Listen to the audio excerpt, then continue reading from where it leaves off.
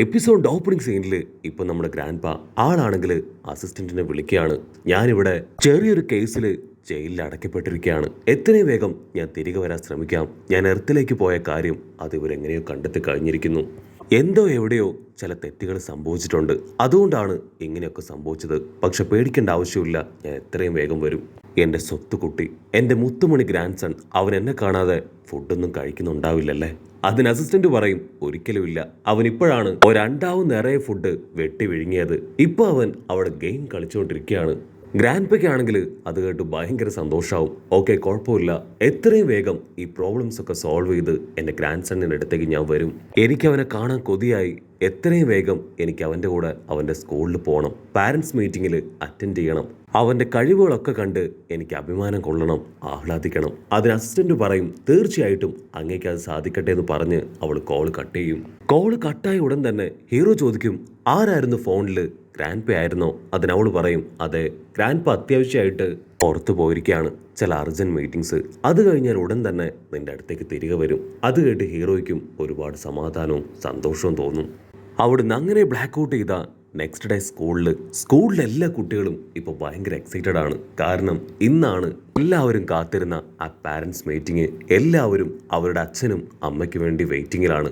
ആ കണ്ണാടിയിട്ട പെൺകുട്ടി, അവളുടെ ഗ്രാൻഡ് പേ ആണ് മീറ്റിങ്ങിന് വരുന്നത്. സോ അവളാണെങ്കിൽ ഭയങ്കര സന്തോഷത്തിലാണ്. ഇവിടെ ഹീറോയ്ക്കും എന്തെന്നില്ലാത്ത ഒരു ആഹ്ലാദം. കാരണം അവന് മുമ്പൊരിക്കലും മര്യാദയ്ക്ക് സ്കൂളിൽ പോകാനോ പഠിക്കാനോ സാധിച്ചിട്ടില്ല. അവൻ ചെറിയ ക്ലാസ്സിൽ പഠിക്കുമ്പോൾ പോലും അവൻ്റെ പാരൻസ് തിരിഞ്ഞു നോക്കിയിട്ടില്ല.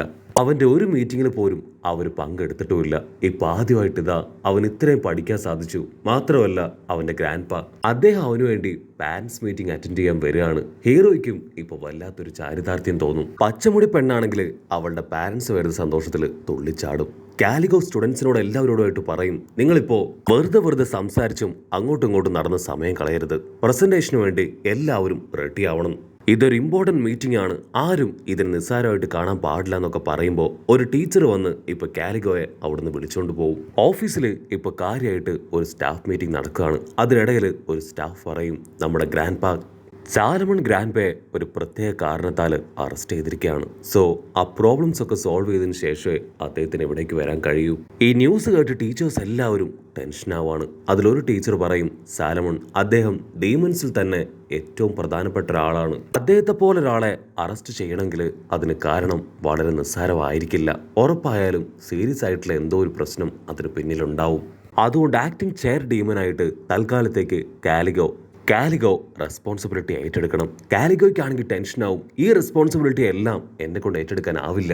അവിടുന്ന് അങ്ങനെ സീൻ കട്ട് ചെയ്ത് ഇപ്പൊ ഹീറോയെ കാണിക്കും. ഹീറോ ആസിനോട് ചോദിക്കും, നിന്റെ പാരൻസിൽ ആരാണ് വരുന്നത്? അതിനവൻ പറയും, എൻ്റെ പപ്പ. അതേ ചോദ്യം ഹീറോ ആ കണ്ണാടി പയ്യനോട് ചോദിക്കും. അതിനവൻ പറയും, എൻ്റെ പാരൻസ് വരില്ല. ഇവിടെയുള്ള ഒരു സ്റ്റുഡൻറ്റ്, അവനാണ് എപ്പോഴും എൻ്റെ മീറ്റിംഗ് ഒക്കെ അറ്റൻഡ് ചെയ്യാറ്. എനിക്ക് വളരെ കുറഞ്ഞ മാജിക് പവറല്ലേ ഉള്ളൂ. സോ അതുകൊണ്ട് തന്നെ എൻ്റെ പാരൻസിന് എന്നെ ഓർത്ത് ഭയങ്കര അപമാനമാണ്. സോ അവരാരും തന്നെ എനിക്ക് വേണ്ടി എവിടെയും വരാറില്ല. ഹീറോയ്ക്ക് അതൊക്കെ കേൾക്കുമ്പോൾ അവൻ്റെ പാരൻസിനെ കുറിച്ച് ഓർമ്മ വരും. സോ അവനും കണ്ണാടി പയ്യനും രണ്ടുപേരും തുല്യ ദുഃഖിതരാണ്. അതിനുശേഷം നമ്മുടെ ആൾക്കാരെല്ലാവരും ഇപ്പോൾ പ്രസന്റേഷൻ നടക്കുന്ന സ്ഥലത്തേക്ക് വരികയാണ്. ഓരോ ബാറ്റ്ലേഴ്സിനും ഓരോ പ്രത്യേക സ്ഥലം കൊടുത്തിട്ടുണ്ട്. അവരുടെ പ്രസന്റേഷൻ ആവശ്യമായിട്ടുള്ള കാര്യങ്ങൾ ചെയ്യാനും അത് കറക്റ്റായിട്ട് പ്രസന്റ് ചെയ്യാനും നമ്മുടെ ആൾക്കാരും ഇപ്പോൾ ആ സ്ഥലത്തേക്ക് വന്ന് അവരുടെ ഏരിയ അത് കണ്ടുപിടിക്കാൻ ശ്രമിക്കും. കണ്ണാടിപ്പയ്യനാണെങ്കിൽ ഭയങ്കര അത്ഭുതം, വാവ്, ഇത്തവണ ഇത് ഭയങ്കര അടിപൊളിയായിട്ടാണ് ചെയ്തിരിക്കുന്നത്. അവരാണെങ്കിൽ ഓരോ ആൾക്കാരുടെ പ്രസന്റേഷൻസ് ഒക്കെ കണ്ട് അങ്ങനെ ഷോക്കായിട്ട് മുൻപോട്ടേക്ക് നടക്കും. ഒരുപാട് നേരം അലഞ്ഞു നടന്ന് ഇപ്പോൾ നമ്മുടെ ആൾക്കാർ അവരുടെ സ്ഥലം കണ്ടെത്തും. അതാണെങ്കിൽ അവിടെ ഉള്ളതിൽ വെച്ച് ഏറ്റവും ചെറിയൊരു സ്പേസ് ആണ്. ഹീറോ ചോദിക്കും, ഇതെന്താ നമുക്ക് മാത്രം ഇത്രയും ചെറിയ സ്ഥലം? അതിനവൻ പറയും, എപ്പോഴും ഇങ്ങനെയാണ്, എൻ്റെ ഈ ടീമിന് വളരെ ചെറിയ സ്പേസ് മാത്രമേ എല്ലാവരും തരാറുള്ളൂ. ആ സ്പേസ് കണ്ട് ഇപ്പൊ ബാക്കിയുള്ള സ്റ്റുഡൻസ് അവനെ കളിയാക്കും. ഹീറോ പറയും, കുഴപ്പമില്ല, നമുക്ക് അടിപൊളിയായിട്ട് ഇവിടെ തന്നെ നമ്മുടെ എക്സ്പെരിമെന്റ് എല്ലാം സെറ്റ് ചെയ്യാം. അവരെല്ലാവരും കാര്യമായിട്ട് ഡിസ്കസ് ചെയ്യുമ്പോൾ ഹീറോയ്ക്ക് ഫയർ വർക്ക്സ് എന്ന ഐഡിയ ആയിരിക്കും അവൻ്റെ മനസ്സിൽ തെളിഞ്ഞു വരിക. പക്ഷെ ഡീമൻസിന് ഫയർ വർക്ക്സ് എന്താണെന്ന് അറിയില്ല. ഹീറോ ആണെങ്കിൽ ഫയർ വർക്ക്സ് എന്താണെന്ന് നമ്മുടെ ആൾക്കാർക്ക് പറഞ്ഞു കൊടുക്കും. നമുക്ക് പ്രസന്റേഷൻ ചെയ്യാനായിട്ട് ഈ സ്കൈ മുഴുവനുണ്ട്. സോ നമ്മൾ ആരും വിഷമിക്കേണ്ട ആവശ്യമില്ല, ഹാപ്പി ആയിട്ടിരിക്കാൻ പറഞ്ഞ് അവനിപ്പോൾ എല്ലാം സ്റ്റാർട്ട് ചെയ്യും. ഹീറോ പറയും നമ്മുടെ ഈ കാര്യങ്ങളൊക്കെ സെറ്റ് ചെയ്യണമെങ്കിൽ നൈറ്റ് മാത്രമേ പറ്റൂ. സോ നൈറ്റ് ഇവിടെ തങ്ങാനുള്ള പെർമിഷൻ അത് വാങ്ങണം. അത് കേട്ട് കണ്ണാടി പയ്യൻ അവൻ അല്പനേരം ആലോചിക്കും. അത് കുഴപ്പമില്ല, നൈറ്റ് തങ്ങാനുള്ള പെർമിഷൻ അത് ഞാൻ വാങ്ങിക്കാം, വേറെ പ്രോബ്ലം ഒന്നുമില്ല എന്ന് പറഞ്ഞ് ഒരു 4 പേരും അതിനാവശ്യമായിട്ടുള്ള പെർമിഷനൊക്കെ വാങ്ങി ഇപ്പൊ അവിടെ തന്നെ നൈറ്റ് തങ്ങുകയാണ്. പച്ചമുടി പെണ്ണിനാണെങ്കിൽ എന്താ പറയേണ്ടതെന്ന് അറിയില്ല. അവളുടെ ലൈഫിൽ ഇതെല്ലാം ഒരു പുതിയ എക്സ്പീരിയൻസ് ആണ്. അവൾ പില്ലോ ഒക്കെ എടുത്ത് മുകളിലേക്ക് എറിഞ്ഞ് തുള്ളിച്ചാടി രസിക്കുകയാണ്. അതേ സമയത്ത് കണ്ണാടി പയ്യൻ അവൻ ഓരോ എക്സ്പെരിമെന്റ് ആയിട്ട് അവിടെ അസംബിളി ചെയ്ത് അത് പരസ്പരം കണക്ട് ചെയ്യും. അത് കണക്ട് ചെയ്യുന്നതിൻ്റെ ഇടയിൽ പൊട്ടി അങ്ങോട്ട് തെറിക്കുകയാണ്. ഭാഗ്യത്തിന് അവന് കാര്യമായിട്ടൊന്നും പറ്റില്ല.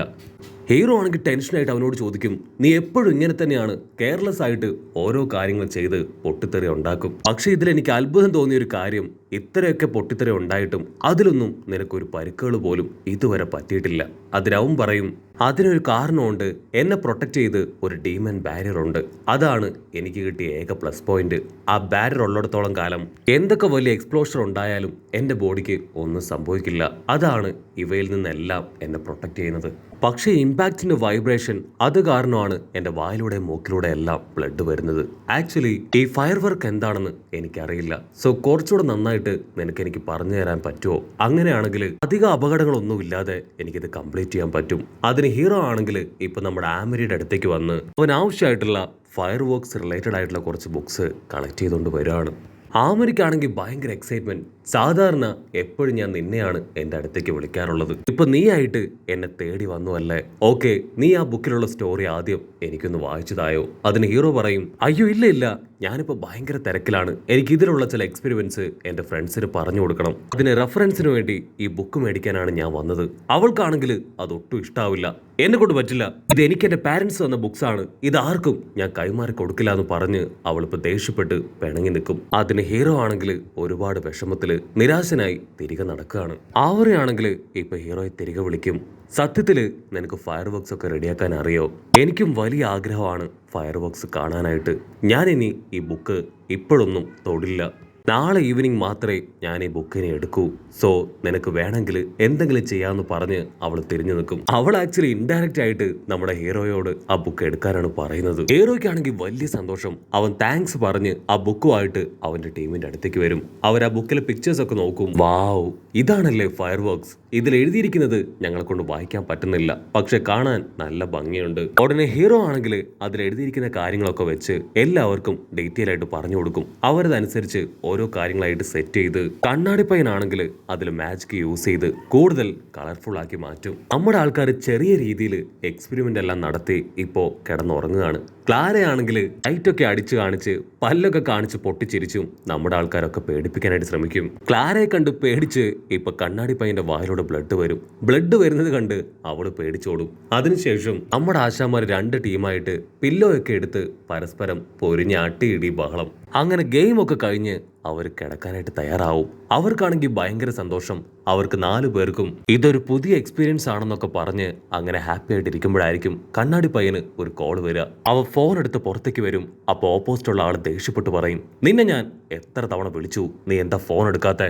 ഇത്തവണയെങ്കിലും നമ്മുടെ പ്ലാൻ കറക്റ്റ് ആയിട്ട് വർക്കൗട്ട് ആവണം. ആ സ്കൂള് അത് നമുക്ക് ടേക്ക് ഓവർ ചെയ്തേ പറ്റൂ. ഷെയർ ഡീമൻ അവൻ നമുക്ക് കുറച്ചൊരു തലവേദനയാണ്, പക്ഷെ പേടിക്കണ്ട, അവന്റെ കാര്യം ഞാൻ നോക്കിക്കോളാം. നിനക്ക് അസിസ്റ്റൻസ് ആയിട്ട് ഇപ്പൊ കുറച്ച് കുട്ടികളെ കിട്ടിയിട്ടില്ലേ, അവരെ ഉപയോഗിച്ച് കറക്റ്റായിട്ട് അത് എക്സിക്യൂട്ട് ചെയ്യണം. അതിനവൻ ഇത്രയും നാളുണ്ടായിരുന്ന ആ നിഷ്കളങ്ക ഫേസ് അതൊക്കെ ചേഞ്ച് ചെയ്ത് ടെററായിട്ട് ഓക്കെ പറയുന്നതോട് കൂടെ ഈ ഒരു എപ്പിസോഡും അവസാനിക്കുന്നു. എപ്പിസോഡ് ഇഷ്ടപ്പെടുകയാണെങ്കിൽ തീർച്ചയായിട്ടും ലൈക്ക് ചെയ്യാനും കമൻറ്റ് ചെയ്യാനും ഷെയർ ചെയ്യാനും മറക്കല്ലേ. അടുത്തൊരു അടിപൊളി എപ്പിസോഡുമായിട്ട് കാണുന്നവരെ it's me with Mallu episode.